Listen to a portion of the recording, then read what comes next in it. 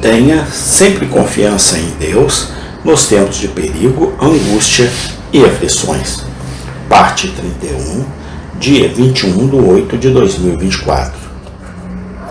A natureza ou o acaso são adorados em vez daquele cujo poder é necessário à vida, ao movimento e à existência de cada ser.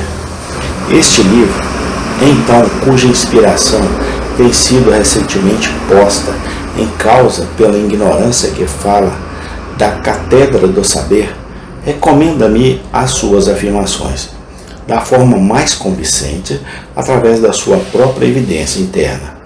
Nenhuma caneta humana poderia tê-lo produzido. O traço característico que apontei prova que ele é filho de Deus. Se o homem tivesse sido seu autor, estaria repleto de milagres. Desafio o mundo a produzir qualquer coisa que se pareça com isso neste ponto, a partir dos escritos de homens não inspirados. B. Nenhuma gratificação humana. Há outra característica nessa história que prova que ela nasceu no céu. Não há nenhum caso em que satisfaça a mera curiosidade. Embora nos informe sobre os fatos, não nos informa mais do que eles contribuem para o desígnio do Espírito Santo e são importantes para a instrução.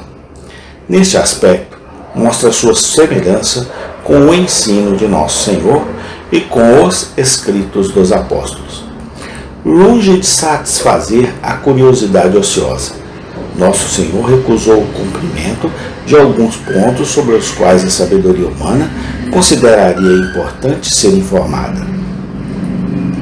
Suas comunicações manifestam uma reserva notável, e mesmo quando pressionado, ele não foi induzido a responder a quaisquer perguntas curiosas.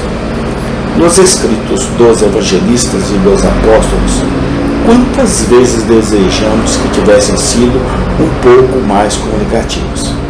E, certamente, se tivessem falado com base na sua própria sabedoria, teriam feito uma Bíblia maior.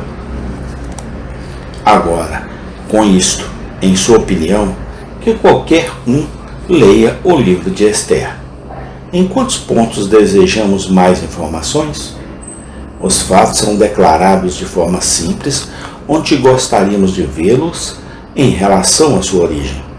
Para ver este argumento ilustrado de uma forma impressionante, que alguém olhe para o comentário de Gil sobre este livro, para que possa ver nos escritos rabínicos a informação adicional que a sabedoria humana procura em vão no livro de Deus.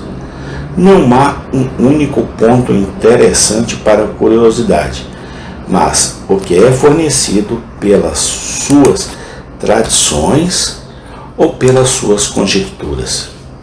Se o livro de Esther tivesse sido escrito pela sabedoria dos homens, teria manifestado sua origem, gratificando a curiosidade de maneira semelhante. Ilustremos esta observação com uma referência a alguns detalhes desta história. O primeiro que mencionarei é o relato da conduta de Mordecai em referência ao casamento de Esther. Como a sabedoria humana se esforça para justificá-lo ou desculpá-lo neste assunto, pode ser visto examinando-se quase todos os comentários. Mas esta história relata o fato sem qualquer observação, seja para justificá-lo ou para condená-lo. Resta-nos absolvê-lo ou culpá-lo de acordo com a luz das Escrituras. No que diz respeito à conspiração contra a vida do rei, quem não desejaria um pouco mais de informação?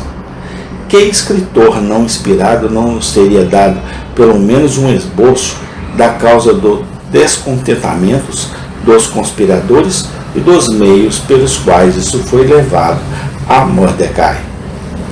O que um autor humano teria feito sobre este assunto? Podemos ver pelo que a sabedoria humana realmente forneceu.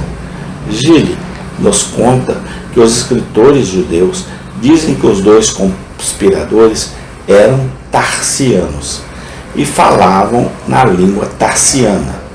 Supondo que Mordecai não a entendesse, mas que, sendo hábil em línguas, entendia o que diziam.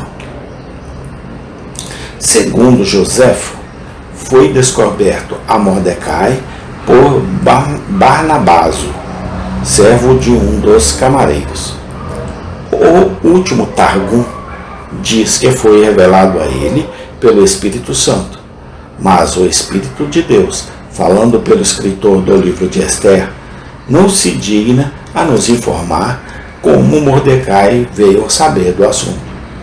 Ele apenas declara que Mordecai sabia disso.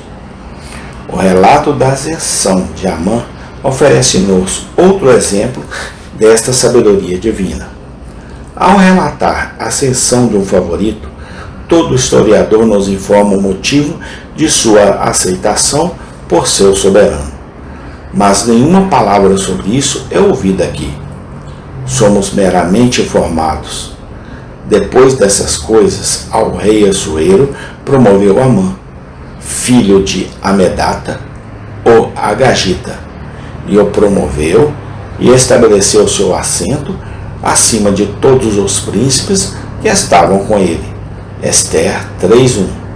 Se a conduta de Mordecai, ao recusar-se a referenciar Amã, era culpável ou justificável, e os motivos pelos quais ele agiu são coisas que nenhum autor humano teria negligenciado.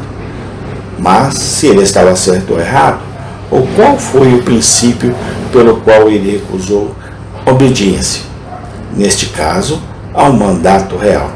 Este livro não diz nada. Amém. Tem continuação. Obrigado, Senhor Deus, porque a sabedoria foi feita por Ti, meu Senhor. Louvado seja, hoje e sempre eternamente. Amém.